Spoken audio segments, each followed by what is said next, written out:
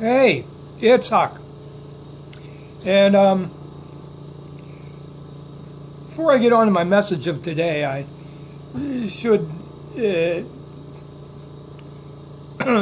I should just let you know that this has not been a very good couple of weeks for old Huck here. In fact, this morning I had a pretty scary episode that became this close to calling 911, and I actually dialed 911, but I never hit send on my cell phone, mainly because I was having an episode where I couldn't breathe, and this was going on and on and on, and I was starting to really get a little panicked. And I brought out my cell phone, and I hurriedly managed to dial 911, but I didn't hit send because the fact is I couldn't talk. And as far as I know, had I made the call, they wouldn't have been able to trace my call to my house because I was using a cell phone. At least I don't believe they could have. Maybe I'm wrong on that. That's what I understand. At any rate, fortunately, I was able to catch my breath eventually. I didn't panic, which helped, and tried to stay focused, and I got through it. But I had a rough couple of hours after that, and I'm feeling a little better now. But I'll tell you, I don't know. Part of it might be, this crazy weather that we're having, and I'm not alone here. We're all having it, I think, nationwide. We went through about 2 weeks where the temperature, I think, barely ever got out of single digits, and plenty of those days and nights were below zero. Didn't help me that on a number of occasions I had to leave the house. My glasses broke, for instance, and I'm somewhat helpless. I can't really enjoy much without my glasses, and the arm broke off, and I couldn't wear them as they were, and I ended up going down to one of the optometry businesses here in town. It's not where I actually had bought my glasses, but it was the closest place. And anyway, they ended up being able to use my lenses, but they had to grind them down a little bit so they'd fit in a new pair of frames. And then I had to go down a couple of days later, 2 days later, to pick them up, and it cost me, like $157 that I really didn't plan on spending. That's for sure. Just one of several things that have come up this month that cost me money I wasn't anticipating, but again, thanks to a very, very, very special person who has been helping me. These kind of emergencies are, well, I just can't thank this person enough. That's all I can say. At any rate, when I went down to pick up my glasses, of course, turned out to be the coldest day of the year. I never leave the house without my oxygen, but I have never really been seen in town wearing it. If I'm not well enough to walk through the store without it, then I just don't usually go. This week was the exception to that rule, simply because it was so cold outside I couldn't breathe without wearing my portable oxygen. At any rate, like I said, it was a little frightening, but fortunately I've come through it, and I'm, hopefully going to get a little bit better. I can't wait for some warmer temperatures. It's warmed up to about 30 degrees, 35 degrees today. But I guess Friday and Saturday it's going to be back to like below zero again. So, God, I wish I was somewhere else. My message for today, though, has nothing to do with me per se. Like many of you, I've been watching what's been going on, and a lot of frightening stuff, a lot of very alarming stuff, coming out of Washington with this moron, in chief that we have. And I think more to the point, his enablers, Republicans in both the House and the Senate, who seem now more determined than ever to cover up any crimes or malfeasance that Trump and his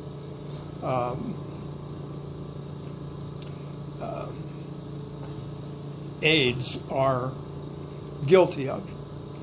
And no more evidence of that would be needed above what we've seen transpire just this week with Lindsey Graham and Grassley, two of the top senators. In fact, Grassley's the chairman of the Senate Judiciary Committee, which after months of testimony and interviews of every conceivable person in this whole Russia scandal, they chose, without any notification to their Democratic counterparts on the committee, to send a criminal referral to the Justice Department of one Christopher Steele, who of course is the famed author of the dossier on Trump, largely garnered through his Russian contacts from his time as a British spy. And if any of you, had harbored any hope that Republicans would come around and do the right thing, I think this, more than anything else, is probably,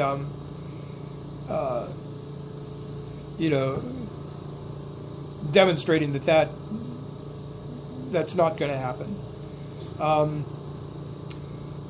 Still, I want to preach the message of patience.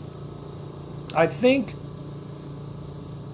one of the lessons that life has taught me is that the only way to really make a success of oneself is to learn from your mistakes. And anyone who says that they have matured in life has done at least two things in their life. They have made big mistakes, and they have learned from those mistakes. I don't think you can have success any other way.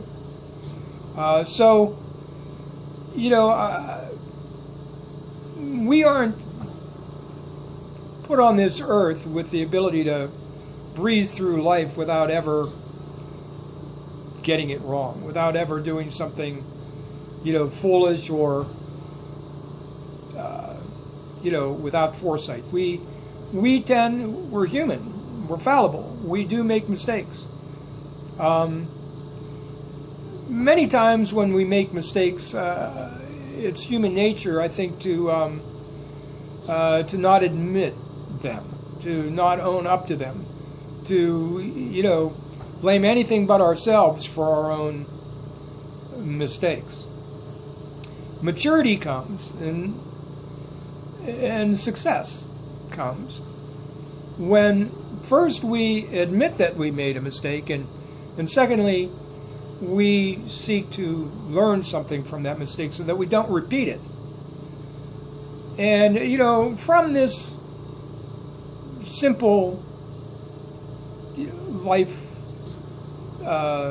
truism, we get the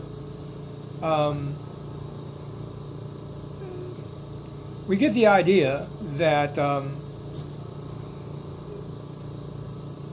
nothing in life comes easy. You have to earn it. And unfortunately, this is a time when this country is going to have to earn the success that we're looking for. If we're going to get rid of Trump and undo much of the damage that he's already rendered onto this country, him and those around him, it's going to require, I think, each of us to do our part. We can't sit by and wait for Mueller or wait for some Senate committee or anybody else to do the job for us. We have to put in that hard work ourselves. And one of the things I think that points us to is how important the elections of 2018 are. Now, you've heard me on my channel for years now complain about the Republican Party. And I don't want to say I told you so, but the fact is, I think the entire Republican Party is, at least those in office, are proving themselves to be very much exactly what I have been saying all along. And it's going to be up to us to change that by voting them out, by electing as many non-Republicans to the House and the Senate and state legislatures, to governorships, as we possibly can. Only then are we ever going to have an honest and thorough investigation in the House and the Senate on just how corrupt and chaotic the Trump administration is and has been. But beyond that, I think if we're ever going to turn around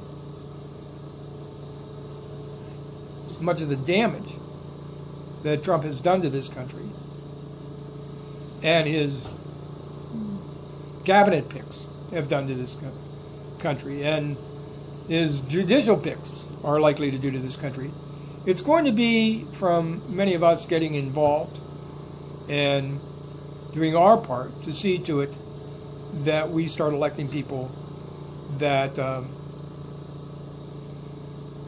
that do think, people that do care, people that are not morons, people that do believe in science and facts,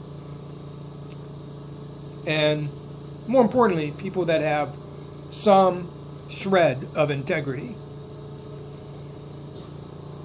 So I have faith that in the end there are more Americans that want to do the right thing, that are willing to look at this as a mistake our country has made that needs to be corrected, and one that we can learn from. So I'm taking the long view on this. And I will tell you this, the next shoe to drop here is going to be what happens to the Attorney General, Jeff Sessions. Now, there are any number of reasons why we should want Jeff Sessions out of the Attorney General's position. However, in this instance, if he were to be removed, we would very likely find him replaced by somebody of Trump's own choosing, who would almost certainly end the Mueller investigation. So I think what I'm going to be paying very close attention to in the next few days are, one, what happens to Sessions, and two, I would not be a bit surprised if in the coming days we start seeing some more indictments handed down by the grand jury through Mueller's efforts. In the meantime, I think we, as resistors, need to be prepared to stand up and have a fit if anything should happen to threaten the Mueller probe. I mean, we've already seen how they are trying to not only undermine the FBI and Mueller, but they're also now going after some of the key witnesses and gatherers of information, like they're going after Christopher Steele now. God bless Senator Feinstein for releasing Greg Simpson's testimony. Now, I downloaded it. I haven't read through it all yet. It's pretty lengthy, but it's a simple download. It's about 864 kilobytes, so not even a megabyte, but there are hundreds of pages, and so I've just kind of started working on it, and I'm going to be doing some heavy reading here, because I plan on reading the entire 10-hour transcript of Greg Simpson. Simpson, of course, was the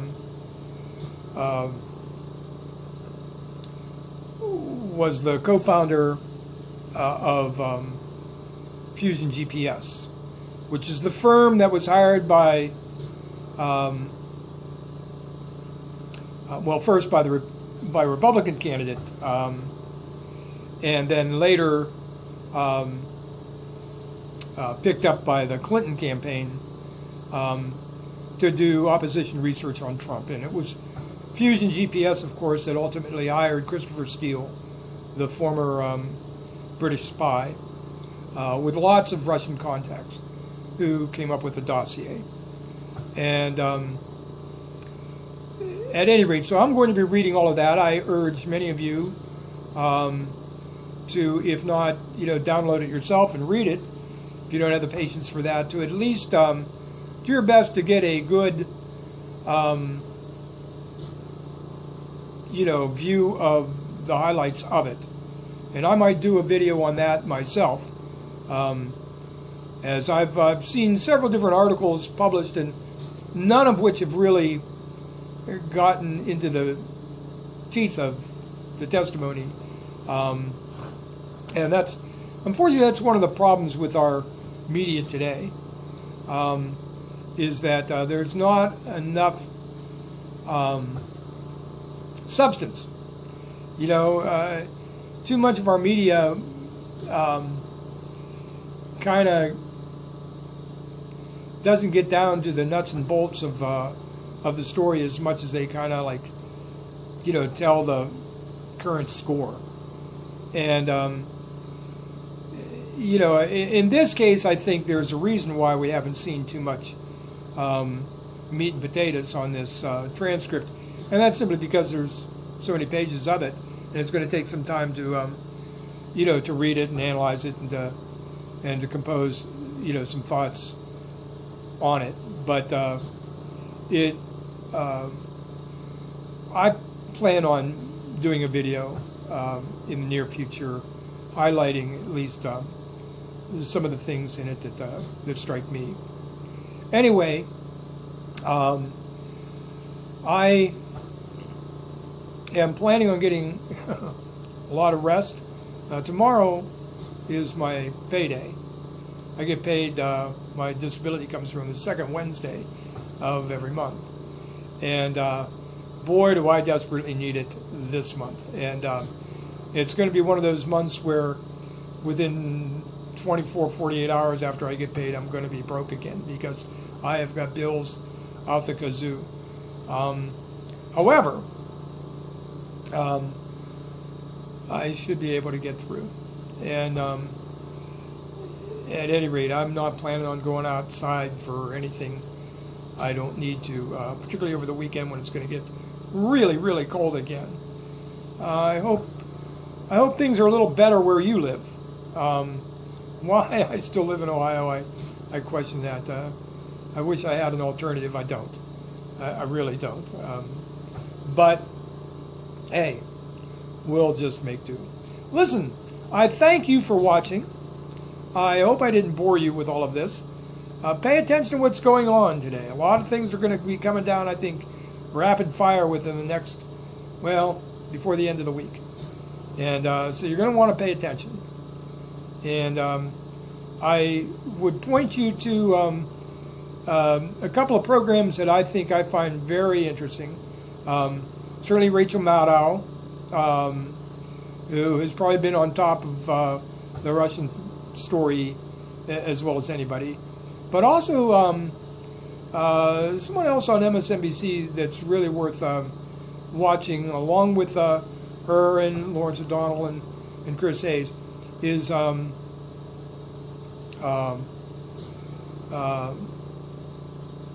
what's his name? Ollie Vasher Ollie, and Stephanie Rule, who are they're both on several times during the daytime. And while a lot of their background is in the financial sector, they are very good at bringing on guests who try to maintain the Republican, party line and tearing it to shreds. And so I hope you'll take the time to watch some of their broadcasts. Very, very informative and insightful, I think. Anyway, I thank you very much for watching. I hope to get up another video a lot sooner next time. Take care, and I'll see you again real soon.